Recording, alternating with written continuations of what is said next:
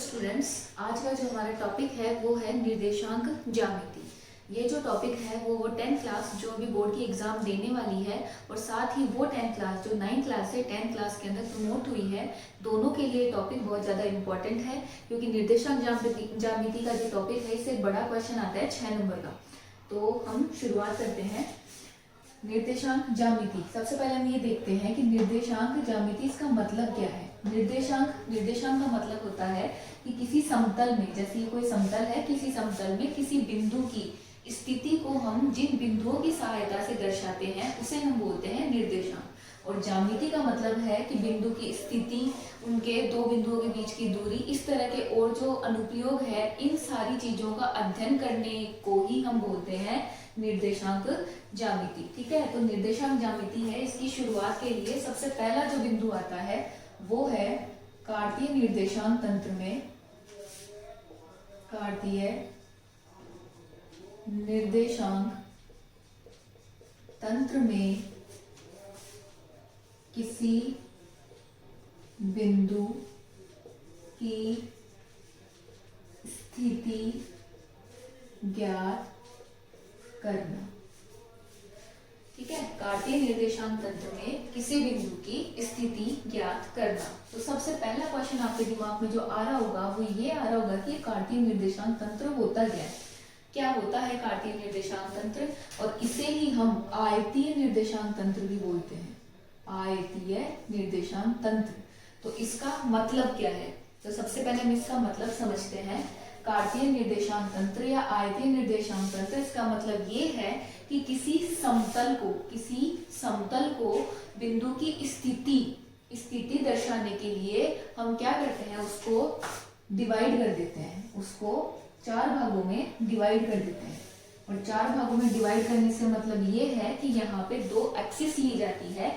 ये जो क्षैतिज वाली एक्स होती है इसको हम बोलते हैं एक्स अक्ष, और जो ऊर्ध्वाधर वाली जो अक्ष होती है इसे हम बोलते हैं वाई अक्ष। ये दोनों अक्ष जो है वो एक दूसरे के लंबवत होती है, परपेंडिकुलर होती है। ठीक है, और जहां पे ये दोनों अक्ष एक दूसरे को काटती है उसे हम बोलते हैं मूल बिंदु। क्या बोलते हैं? मूल बिंदु। ठीक है, तो कार्तीय निर्देशांक तंत्र वो तंत्र होता है जिसमें किसी बिंदु की स्थिति ज्ञात करने के लिए क्या करते हैं, 2 अक्ष जो परस्पर लंबवत होती है उनकी सहायता से हम किसी समतल को 4 भागों में विभाजित कर देते हैं। ठीक है, अब यहाँ पे क्या होता है कि ये दोनों अक्ष जिस बिंदु पर एक दूसरे को काटती है उसे हम बोलते हैं मूल बिंदु, और इसके निर्देशांक होते हैं 0, 0। ठीक है, तथा साथ ही ये जो x अक्ष है इसका जो दायां भाग है इसे हम बोलते हैं प्लस x, और जो x अक्ष का जो बायां भाग है इसे हम बोलते हैं माइनस अक्ष।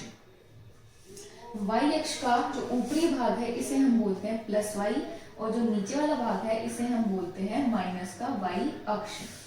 ठीक है, तो ये जो 4 लाइनें अगर हम उनको मान के चले, इसको अगर मैं O बिंदु नाम दे दूं तो ये वाला जो है ये होता है यहाँ से प्लस एक्स, ये होता है माइनस एक्स, ये होता है प्लस वाई, ये होता है माइनस वाई। इसका मतलब ये है कि इस वाली रेखा के ऊपर ये जो है इसके ऊपर हमेशा एक्स के धनात्मक मान आएंगे, ये जो बायां भाग है इस पे एक्स के ऋणात्मक मान आएंगे, ये है प्लस वाई, इस पे वाई के धनात्मक मान आएंगे, और ये है माइनस वाई, इसके ऊपर वाई के ऋणात्मक मान आएंगे। अब ये जो 4 भागों के अंदर विभाजित हो गया तो इसको 4 भागों को नाम दिया गया है। ये जो नाम है ये है चतुर्थांश, इनको हम क्या बोलते हैं, चतुर्थांश बोलते हैं। तो ये है हमारा प्रथम चतुर्थांश, ये है द्वितीय चतुर्थांश, ये है तृतीय चतुर्थांश, और ये वाला है चतुर्थ चतुर्थांश। इन 4 भागों को हम चतुर्थांशों के नाम से जानते हैं। ये पहला चतुर्थांश, ये दूसरा, ये तीसरा और ये चौथा। ठीक है, अब ये जो प्रथम चतुर्थांश है इसके जो चिन्ह हैं वो किस तरह से ज्ञात किए जाते हैं। देखिए, किसी भी निर्देशांक को दर्शाने के लिए 2 बिंदुओं की जरूरत होती है, एक बिंदु x वाला होता है और एक बिंदु y वाला होता है। तो यहाँ पे इस बिंदु के यहाँ पे इस चतुर्थांश के जो चिन्ह है वो देखने के लिए हम क्या करेंगे, x वाला मान देखेंगे। x वाला मान ये दो लाइनों की सहायता से ये वाला चतुर्थांश बन रहा है, प्लस x और प्लस y की सहायता से। तो प्लस वाला मान है इसका प्लस का, तो यहाँ प्लस लगा देंगे, और y वाला जो मान है वो भी है प्लस का, तो यहाँ भी प्लस लगा देंगे। तो जो प्रथम चतुर्थांश है इसके चिन्ह होंगे प्लस प्लस।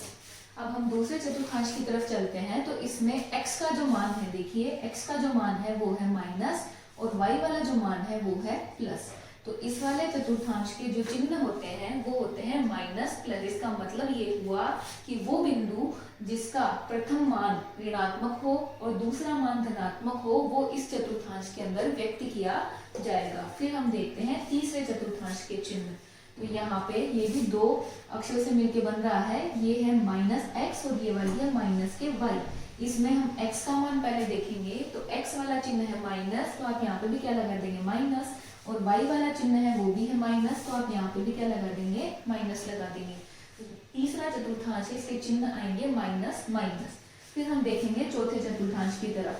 तो यहाँ पे x वाला जो मान है वो है प्लस x, और y वाला जो मान है वो है माइनस y। इस वजह से इस वाले चतुर्थांश के जो चिन्ह आएंगे वो आएंगे माइनस और plus into plus comma minus. ठीक है, तो ये हुए इन चार चतुर्थांशों के चिन्ह कि ये चार चतुर्थांश है, इसमें किस किस तरह के बिंदु आ सकते हैं। इसको थोड़ा और डेप्थ में समझने के लिए हम इसके कुछ एग्जांपल्स लेकर के और उनको इस पे व्यक्त करके देखेंगे कि भाई बिंदु को इसमें व्यक्त किस तरह से किया जाता है। तो सबसे पहले इसमें क्या किया जाता है कि इसमें जो ये एक्स एक्स और वाई अक्ष है, इसमें ये एक तरह से संख्या रेखा की तरह काम करता है। तो इसको बराबर बराबर भागों में विभाजित कर लिया जाता है। तो जैसे ये है, इसको मैंने विभाजित कर लिया है बराबर बराबर भागों में। तो इसके ऊपर जो मान देने हैं वो अंदर से बाहर की तरफ मान देने होते हैं। यहाँ पे प्लस एक्स है तो हम इन्हें मान देंगे 1 2 3 4 5 और 6।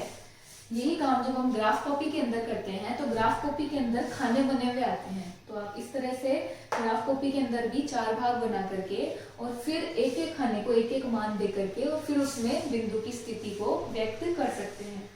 आगे एक्स एक्स का जो बायां भाग है इसे भी समान भागों में हम विभाजित कर लेते हैं। इसे हम लिखेंगे -1 -2 -3 -4 -5 और -6। इसी तरह से जो ऊपर वाला भाग है इसे हम बोलेंगे y का 1, क्यों, क्योंकि वो प्लस है इसलिए प्लस y, 4 5 और 6। और नीचे की साइड होगा -1 -2 -3 -4 -5 और -6। ठीक है, तो ये हमने क्या किया है, ये इन अक्षरों को बराबर बराबर भागों में विभाजित करके और हमने इसको मान दे दिए हैं। ठीक है, तो ये तो होता है कार्तीय निर्देशांक तंत्र, इसे हम बोलते हैं कार्तीय निर्देशांक तंत्र। उसके बाद में आगे बात आती है किसी बिंदु की स्थिति ज्ञात करना, किसी बिंदु को इसमें किस तरह से व्यक्त करते हैं। तो ये देखने के लिए हम कुछ एग्जाम्पल्स ले लेते हैं। तो मैं साइड के अंदर कुछ पॉइंट्स लिख रही हूँ और वो मैं इसके अंदर ड्रॉ करके बताऊंगी। तो जैसे मैंने बिंदु लिया पहला 3 और 4, एक बिंदु मैंने ले लिया -2 और 1, एक बिंदु मैंने लिया 1, -5, एक बिंदु लिया मैंने -3, -4, एक बिंदु लिया हमने 0, -2, एक -1, 0, एक बिंदु लिया 0, 3, एक बिंदु लिया मैंने 4, 0 और एक बिंदु ले लिया मैंने 0, 0। ठीक है, ये बिंदु हम व्यक्त करेंगे इसके अंदर ताकि हमें कुछ और रिजल्ट जो है वो भी हमें समझ में आए कि इसे किस तरह से प्राप्त किए जा सकते हैं। तो सबसे पहले हम देखते हैं, पहला बिंदु है यहाँ पे 3 और 4। यहाँ पे x का जो मान है वो है 3 और y का जो मान है वो है 4। तो देखिए ये x आपके सामने, यहाँ पे x का मान 3 आपको कहाँ पे दिखाई दे रहा है, तो ये x है, यहाँ पे ये वाला जो पॉइंट है ये x वाली लाइन पे 3 ये रहा, और y वाला मान 4, तो ये y वाली लाइन है और यहाँ पे 4 ये रहा। तो ये दोनों जहाँ पे भी मिलेंगे उस जगह पे ये दोनों इस तरह से आप इनको आप आगे बढ़ाएंगे, मिलाएंगे, तो ये दोनों बिंदु आपके इस पॉइंट के ऊपर मिल जाएंगे। ठीक है, तो इस पॉइंट पे मिलेंगे, तो यहाँ पे हम लिख देंगे 3, 4। तो इस तरह से इस जगह के ऊपर जो बिंदु की स्थिति हम प्रदर्शित कर सकते हैं 3 और 4। अब हम समझते हैं इस बात का मतलब है क्या, इस बात का क्या मतलब है। इस बात का मतलब ये है कि ये जो बिंदु है ये वाला, ये एक्स एक्स से कितनी दूरी पे है, ये एक्स एक्स हुई, इससे ये बिंदु कितनी दूरी पे है, तो ये जो मान है ये वाला, ये मान है किसका, वाई वाला, है ना। और ये वाला बिंदु है ये वाई एक्स, ये वाली इससे कितनी दूरी पे है, तो ये मान दर्शाता है कौन सा पॉइंट, एक्स वाला। ठीक है, अगर इसी में क्वेश्चन पूछा जाए कि ये बिंदु एक्स एक्स से कितनी दूरी है, तो ये एक्स एक्स है, तो एक्स एक्स की जो दूरी होगी वो वाई के मान के बराबर होगी, तो इसका मान होगा 4। और इसी तरह से अगर पूछा जाए कि इस वाई एक्सिस से इस बिंदु की दूरी कितनी है, तो इसका आंसर होगा कितना, ये एक्स वाला मान मतलब 3। ठीक है, ये तो हुई पहला बिंदु। दूसरा बिंदु है -2,1, तो एक्स का मान है -2, एक्स वाली लाइन ये है, यहाँ पे ये है -2 और वाई वाला मान है 1, तो वाई वाला मान ये रहा। तो ये दोनों जहाँ पे मिल रहे हैं वहां पे हमने बिंदु अंकित कर दिया, तो ये बिंदु हो गया आपका -2,1। उसके बाद में तीसरा बिंदु है a, -5, x का मान 1, तो x का मान 1 इधर है ये रहा, और y का मान -5, तो y का मान -5, ये y वाली रेखा है, तो y वाला -5 है ये यहाँ पे। तो ये दोनों बिंदु जहाँ पे मिलते हैं ये दोनों यहाँ पे मिलेंगे, और यहाँ हम नोट कर सकते हैं a, -5। चौथा बिंदु हमारे पास में है -3, -4, x का मान -3 और y का मान -4।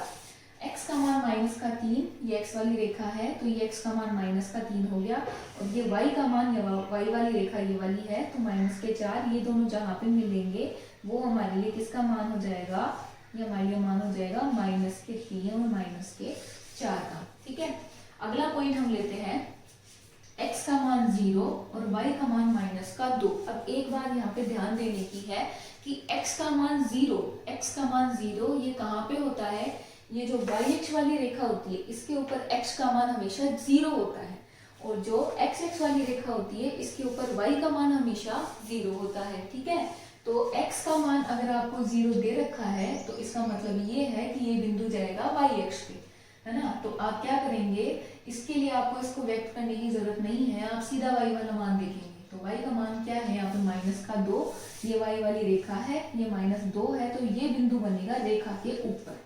आप एक बार ध्यान दे लीजिएगा कि जिस भी पॉइंट में एक मान अगर आपको 0 दिया हुआ है तो ये चीज आपको कंफर्म पता होनी चाहिए कि ये बिंदु अक्ष पे ही जाएगा, या तो x पे जाएगा या फिर y पे जाएगा। तो अगर x वाला मान दे रखा है तब तो जाएगा x पे, और अगर y का मान दे रखा है तो बिंदु जाएगा y अक्ष पे। तो ये जो बिंदु है इसके निर्देशांक हम लिख सकते हैं 0, -2, ये बिंदु बनाया जाएगा किस पे, रेखा y अक्ष पे।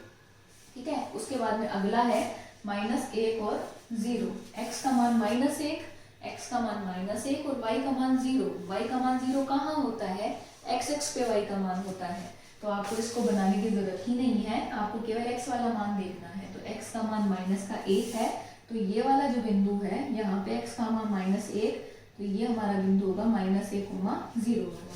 अगला है 0,3, तो x का मान तो है 0 और y का मान है कितना, 3। तो x का मान 0, इसका सीधा सीधा मतलब ये है कि ये बिंदु बनेगा y अक्ष पे। तो y का मान कितना है, 3, y का मान है 3 ये वाला, तो ये बन जाएगा यहाँ पे 0,3। ठीक है, अगला बिंदु है 4,0, x का मान है 4 और y का मान है 0। तो y वाला मान आपको बनाने की जरूरत ही नहीं है क्योंकि x का मान दे रखा है, इसका मतलब ये पॉइंट x अक्ष पे बनेगा। तो ये वाली है x अक्ष, यहाँ पे बन जाएगा बिंदु, तो ये हो जाएगा 4 और 0। और जो लास्ट पॉइंट है वो है 0,0, इसका मतलब 0,0 ये किसके निर्देशांक होते हैं, ये मैंने शुरू में बता दिया था, ये निर्देशांक होते हैं मूल बिंदु के। x और y अक्ष जहाँ पे एक दूसरे को काटती है उसे मूल बिंदु बोलते हैं, और उसके निर्देशांक होते हैं 0,0, तो ये बिंदु बनेगा यहाँ पे। ठीक है, तो इस तरह से हम देख सकते हैं कि जितने भी बिंदु हमें मिले हैं इन सारे बिंदुओं को हम इस कार्तीय निर्देशांक तंत्र जो है उसके अंदर इस तरह से व्यक्त कर सकते हैं कि कौन सा वाला जो बिंदु है वो कौन से वाले चतुर्थांश में जाएगा, और कौन सा बिंदु ऐसा होगा जो कि x अक्ष या y अक्ष के ऊपर बनेगा। तो आई होप आपको ये चीज समझ में आ गई होगी। अब यहाँ से कुछ रिजल्ट ऐसे हैं जो आपको ध्यान रखने की जरूरत है कि कौन कौन से रिजल्ट, जिसके आगे आपको क्वेश्चन भी मिलेंगे। आपको ये बात ध्यान रखना है कि जो x अक्ष होती है, x अक्ष के ऊपर हमेशा y का मान क्या होता है, 0 होता है। साथ ही y अक्ष जो होती है उसके ऊपर, y अक्ष के ऊपर x का मान हमेशा क्या होता है, 0 होता है। एक चीज आपको ध्यान रखनी है कि जो x वाला मान होता है इसको हम भुज बोलते हैं, और जो y वाला मान होता है इसको हम कोटि भी बोलते हैं। तो ये इनके दूसरा नाम हो गया इनका। किसी भी निर्देशांक में इसको हम लिखेंगे, किसी निर्देशांक में x वाले मान को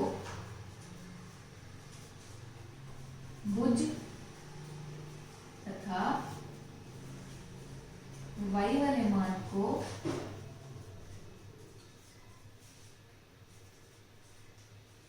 कोटि कहा जाता है। ठीक है, तो इसमें जैसे क्वेश्चन आपसे पूछ लिया कि ये जो बिंदु है इस बिंदु में भुज क्या है, तो इसका आंसर क्या होगा, 3। आपसे पूछा गया कि इस वाले बिंदु के अंदर कोटि का मान कितना है, तो यहाँ पे आपका आंसर क्या होगा, 0। कई क्वेश्चन ऐसे भी पूछे जाते हैं कि इस बिंदु की x अक्ष से दूरी कितनी है, तो ये ध्यान रखिएगा, x अक्ष से दूरी पूछिए तो मान बताना है y वाला, और y अक्ष से दूरी पूछिए तो आपको मान बताना है x वाला। ठीक है, तो इसी के साथ आपका ये जो टॉपिक है ये कंप्लीट होता है। आई होप आपको समझ में आ गया होगा। और इसका जो अगला बिंदु आएगा वो होगा 2 बिंदुओं के बीच की दूरी ज्ञात करना, जो हम अपने नेक्स्ट वीडियो के अंदर देखेंगे। धन्यवाद।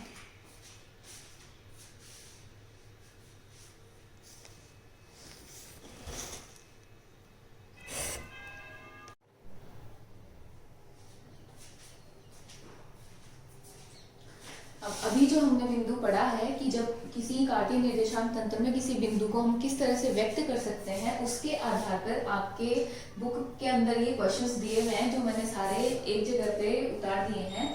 एक उदाहरण दे रखा है कि आयतीय निर्देशांक तंत्र में बिंदु ये जो दे रखे हैं उनको आपको आलेखित करना है। ठीक है, तो एक तो ये क्वेश्चन है, ये एग्जाम्पल के रूप में दे रखा है, और बाकी प्रश्नावली 9.1 है उसके 1, 2, 3, 4 और 5, ये 5 क्वेश्चन ऐसे हैं जो आपके सोल्व करने के लिए दिए गए हैं। तो ये 5 क्वेश्चन मैंने इसके ऊपर उतार दिए हैं। अब आपको क्या करना है कि ये जो क्वेश्चन है इनको आपको सॉल्व करने हैं, और अपने नेक्स्ट जो वीडियो रहेगा उसमें इन क्वेश्चंस का जो सॉल्यूशंस है वो हम देखेंगे, और साथ ही अगला जो भी टॉपिक होगा उसको डिस्कस करेंगे। धन्यवाद।